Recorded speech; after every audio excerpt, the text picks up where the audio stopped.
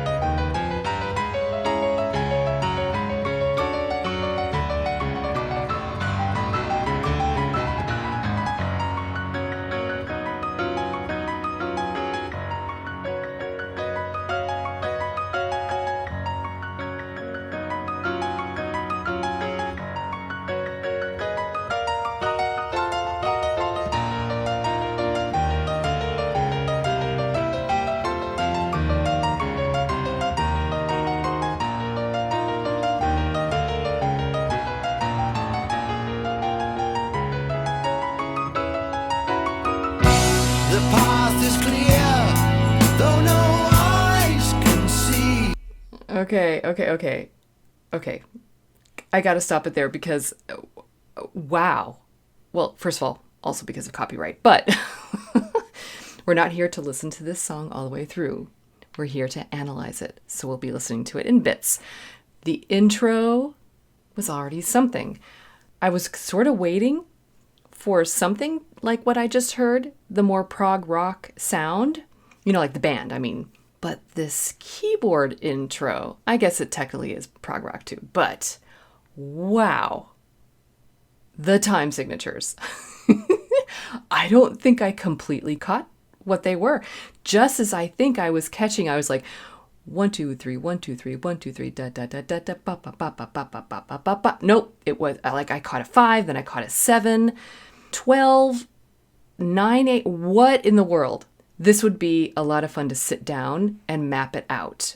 And the chord progressions were very comfortable, still really interesting and colorful, but they set really well in my mind as far as classical music theory. It followed a lot of the rules, but those time signatures, I felt like I was like Stravinsky, or Firebird Suite, or Short Ride in a Fast Machine by John Adams. Like, just really, really forward-thinking stuff, which is prog, progressive prog rock. Okay, already really interesting. Loved that intro. Is it going to come back? Is it going to be balanced? Ooh, what is going to be the form of this piece? Okay, I'm going to back it up just a little bit because I wanted to hear that sort of explosion of the band coming in. Peter Gabriel's voice, I think, is who that is. I don't know. We'll see. Okay, this is great. The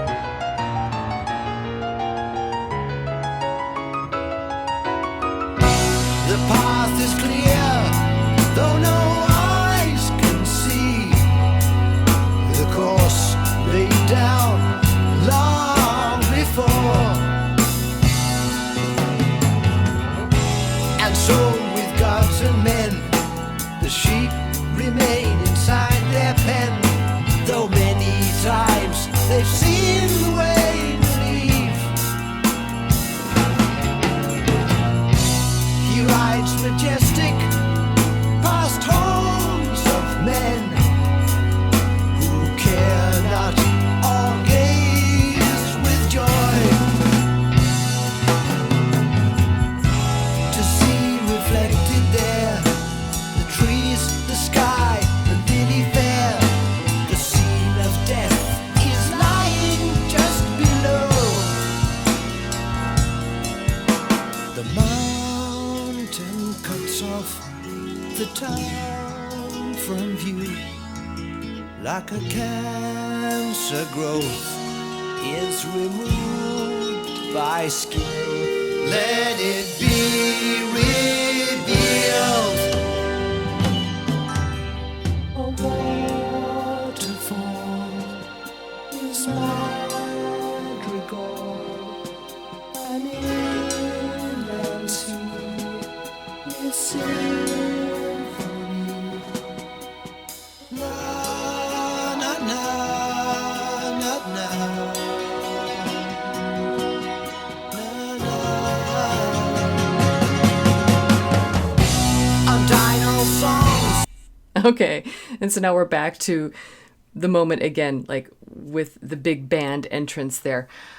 But we got really dreamy there for a minute. I was thinking like, yes, sort of a roundabout sort of moment. I do enjoy prog rock. I love how inventive it is. And so we're already hearing a whole bunch of twists and turns here. I still have no idea what this song is about. That's okay with me. I'm still along for the ride. I will take a look at the lyrics here a little bit and we'll sort of figure out what they're singing about. But until then, I don't really even have to know. Like that could be the second layer. And I know we're all different. Again, I know some people hear the lyrics first and then the music. I'm the opposite. A lot of you know that. I hear the music first and then the lyrics usually. I'm going to sort of force myself to do both. But right now my brain is really leaning on the music and it's fantastic. I really started to feel like I was almost just like lifting off. Like it was really dreamy and I love that kind of thing. So I'm hearing organs and I'm hearing a really great bass line. I like the treatment of the voice where it's almost kind of doubled.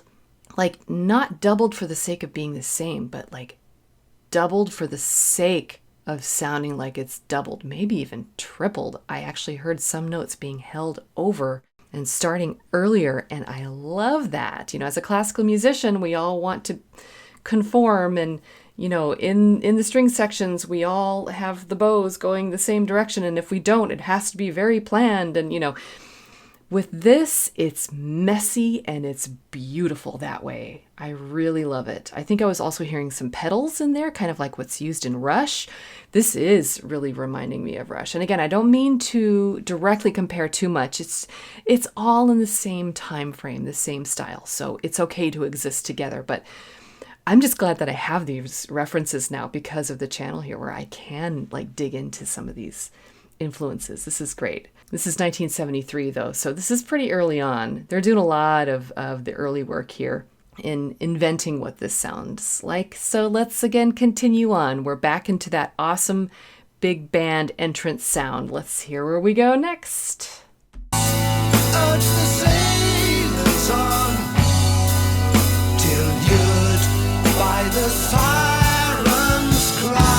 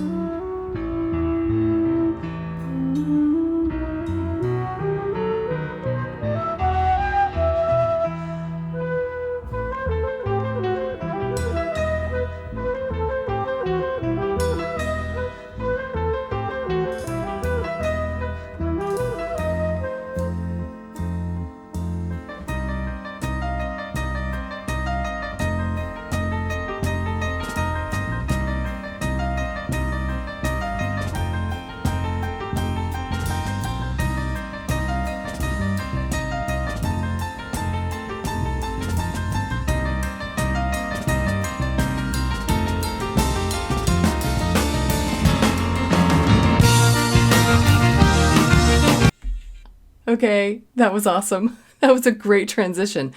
All right, so we had the band moment. It actually didn't last very long, and we went into the piano. It came back, but it was utilized differently. Awesome. Oh, I love all of this so far. Oh, so the bass and the piano were doubled in the bass line in these arpeggios, which is just a chord that you separate out note for note. Da, da, da, da, da. And then the flute came in. And then I heard the flute being doubled. So were there two flutes or was it just doubled? Excellent balance there with this form. And then I hear the keyboard jumping up and doubling with the flute. And then, so the chord progressions we've had so far have been sort of typical in line with prog rock, where it's mostly comfortable and then right when you settle into it, it takes a different turn into an unexpected key. But it usually flows well. Like there are some turns into keys that are really uncomfortable, but these tend to still flow well. And you just kind of like, oh, okay. It's like we just turned a page in the book. Okay, now we're on this chapter. Okay, now we're on this chapter. But the book still tells a consistent story. It's all still connected really well. But what I started to hear was actually like a combination between Baroque sequencing, which is sort of the layering almost of different motifs and sort of stating them and restating them in different ways. It seemed more structured all of a sudden. My classical ear just kind of perked up a little bit. I heard some Baroque structure similar to Bach. And then I started hearing something that was similar to more of the classical symphonic style of writing. If you could think of some ornamentations mixed in there that Mozart would have used, or then a little bit later, some of the quick motifs used by Beethoven, like da-da-da-da, da-da-da-da, right? That little motif was the basis for an entire movement of his Fifth Symphony. And when I started to think of that, I was like, fifth? Okay, so that could be what that is. I don't know. But Firth? I don't know. Colin? So is Firth a name? Like last name, like Colin Firth? Speaking of dreamy. Anyway. All right, we'll get there. We'll get there. But then the piano carried us out and with the flute. And the drums came back. So I also noticed something in the previous section with the drums. I think this is Phil Collins then on the drums. And again, I've not really paid attention ever to him. I knew a couple of his hits, like his solo hits from the maybe late 80s, early 90s. That's when the brief window that I was really listening to popular music. But I never really focused on the drumming. I didn't realize he was the drummer. I just thought, oh, it's another guy with a band singing, But that's got to be him here. And the drumming is perfect. It's completely measured metrically. Like it's very precise. But the drum beat to me seemed like 20 years ahead of its time. Like something that I would have heard in the 90s. It was really laid back and almost jazzy. But then speaking of jazz, this last little transition, things almost started to speed up and then it started to slow down and then we sped back up and I was hearing rubato, which is the expanding of musical phrases where you kind of slow down and then speed up and within smaller phrases. So this is so fascinating. Oh, and we're just halfway through. All right, I'm going to back it up a little bit and hear that awesome transition. I was hearing a little bit of jazz, especially when those drums came back in. Heard a lot of the cymbals, but this is great. This is great. All right, here we go. What's coming next? I can't wait.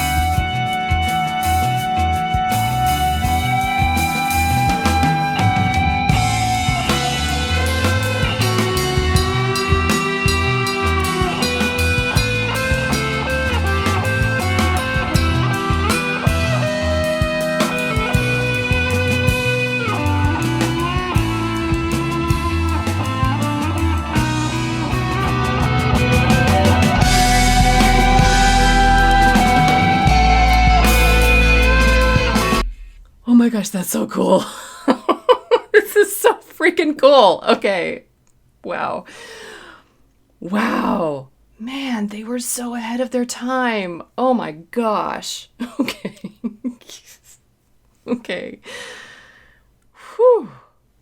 So yeah, we had a fun little synthesizer keyboard moment in there for a while. I was hearing some 80s stuff that I kind of recognized, some sounds of the 80s, but this is 1973, folks. Okay. Let's see, the sound, Reading Rainbow, anyone? And like half of the synth pop stuff that's out there from the 80s, that was awesome. And then we went into this amazing jazz moment. But it's more than jazz. It's got this extra coolness to it. I can't quite describe it. Oh yeah, by the way, what does the song mean again? I haven't heard any words for a while. That's okay. I'm hearing so much good music stuff that I don't mind. And little ornaments in there, like I did this because I was hearing trills, which just means you go back and forth between two notes really fast. So, something like that. I was hearing that in some of the guitar. Okay, and then we got in to the guitar solo. It was glorious. It really was. It was super prominent in the mix, like I was really hearing it in the headphones. And then some of the notes it was hanging on to, this is starting to get into like Pink Floyd sounding kind of stuff, and I love Pink Floyd sounding kind of stuff. So this is really starting to speak to my heart. Okay. And then it started revving up into something new, and it was just mountainous, monumental. It was glorious. So I got to back this up and hear some of this again because wow, here we go.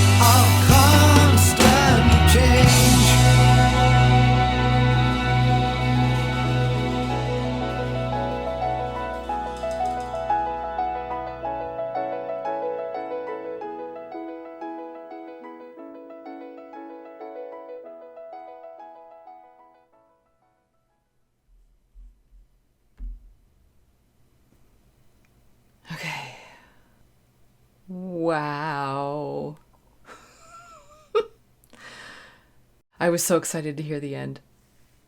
There was a fade out, but it was so interesting all the way up to the last second that it definitely made sense. Okay, so the part, this mountainous part that we got to, it was like flowing over mountain tops or waves or something. It was just like a roller coaster. It was amazing. It might be the pedals. I don't know. Something was just like turning up the volume and then turning it back down. And it was so fabulous. I'm sure my eyes were like getting huge here with like each swell. The power of a hairpin, that's what we call it, which is this. So it's a crescendo and a decrescendo, which means get louder and then get softer again. The power of that in a music ensemble, like in an orchestra or a full symphony or even a choir, when a group can really do that, it just blows the listener away. And the performer. When you're in a group that has the ability to perform dynamics like that, it's exhilarating. It's life-changing. So when I was hearing that, I was like, whoa, roller coaster. It was so great. Okay, then the end. The voice came back. The key changes started to settle down a little bit. And then we went just straight for it. A literal, balanced beginning to ending. And we went from the voice then back to the keyboard. And then it kind of teased us a little bit. Like the last of the mountains or the waves, like are we out of the rough waters or are we like driving out of the mountains and we're seeing them in the background? Because it was going, at least in the headphones, like from right to left. It was so great. Some of you might know that I am a Radiohead fan. So that's one of the few groups that I did get to know outside of my little window, the late 80s to early 90s of popular music that I listened to, like on the radio and things. So I did become familiar with OK Computer. In fact, I've got the full album up there behind me. I don't know if you can see it. It's underneath the blue light. It's one of my favorite albums. This is a masterpiece. And it reminds me of the masterpiece that is on OK Computer that is Paranoid Android. If you know, you know. It's so many different sections stitched together in just the right order so it all makes sense. It's telling a musical story, and by the time you get to the end, you're so fulfilled that you just want to smile. And we did get to that point where it was like that moment of you get to sit back in the breadth of the music. There was that moment. And I remember feeling that way when we get towards the end of Paranoid Android, like in the slow movement. Again, those of you who know that song, you'll know what I'm talking about. And maybe that's a good idea. Later on the channel, I can do a really deep dive into Paranoid Android, with some chord analysis and things like that. I'd love to do that with this too. It's so rich and just delicious. Okay, so I want to go back just a little bit. Let's just listen to the beginning again and compare it to the end. It was great.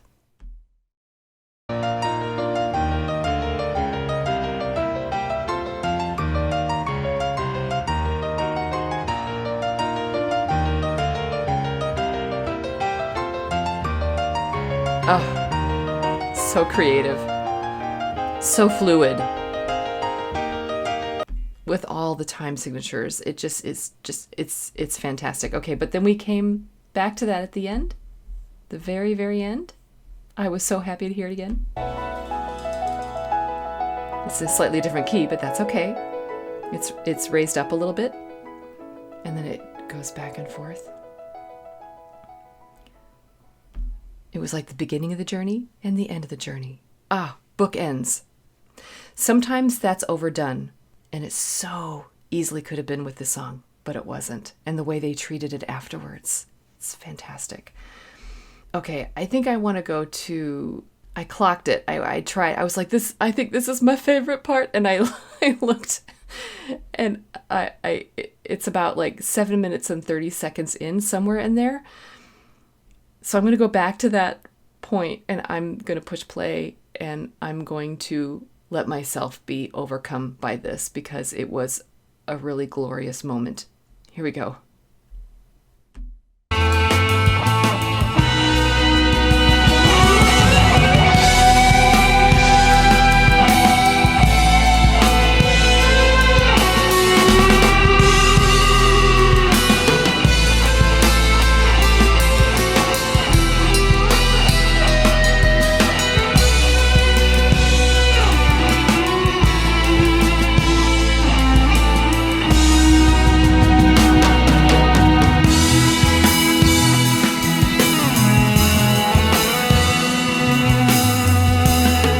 Okay, and so that's where the story kind of turned. Like, things were a little tumultuous at first, but then it turned a little happy. And you were like, oh, okay. So it's going to carry us out of this adventure carefully, sensitively. And when you have so much variation throughout a piece, you have to wind it down in the end carefully. This absolutely did it. But I did like that one little motif. Let's see if we can catch it again.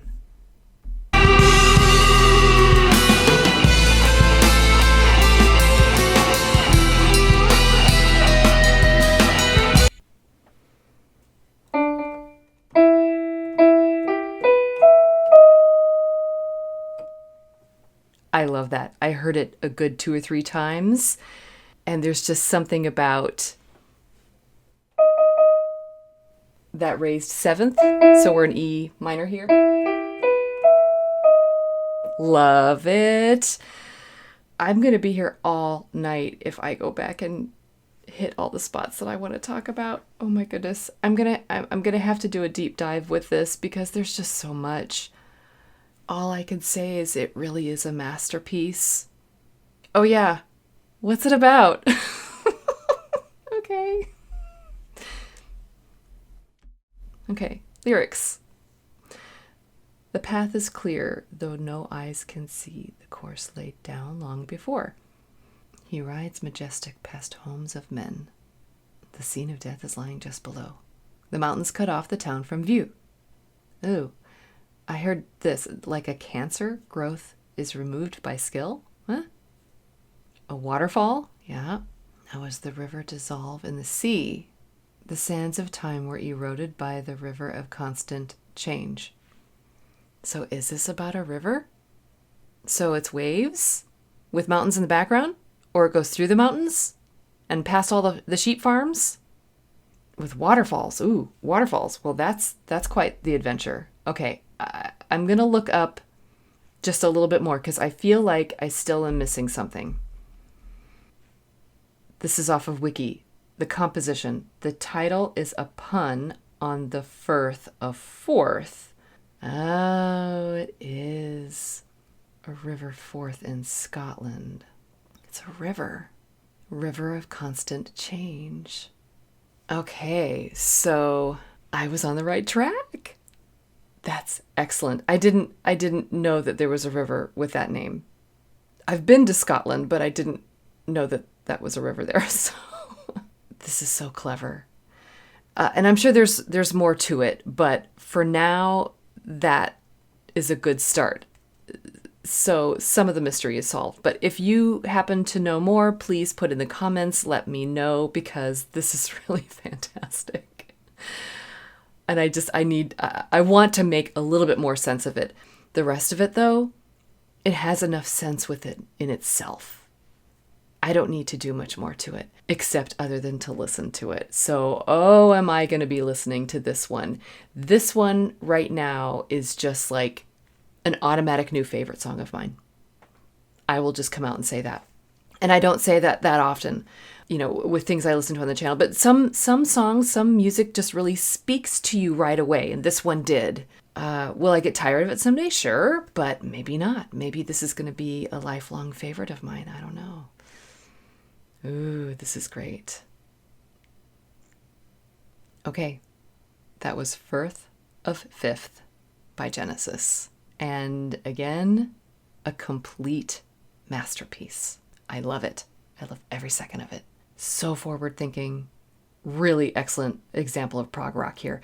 But it was so well constructed that I just can't help but fall in love with it right here and now. Love at first listen. It just got better. It started out really neat and then it just got better and better. Y'all, this is so good. Okay. So is this going on my playlist, y'all? Yeah, it's going on my playlist. Like, immediately.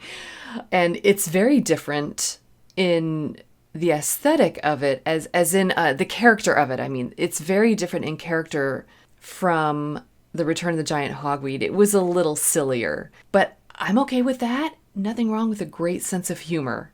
So this one was a little bit more serious, but at the same time having such liberties and such a good time with the music. So thank you to everybody that voted for this song. It was the poll winner over on Patreon and for channel members, and I am just overjoyed. It's not the end of Genesis. We've got more to come, but this is going to be a great journey with Genesis. Okay, so don't forget to do all the things, like and subscribe. You find me over on Patreon, on Ko-fi, on Throne, and you can become a channel member here on YouTube.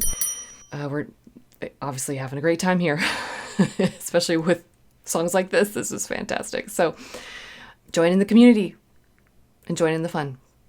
And as always, just remember that you don't have to be perfect. Just be okay. And keep listening.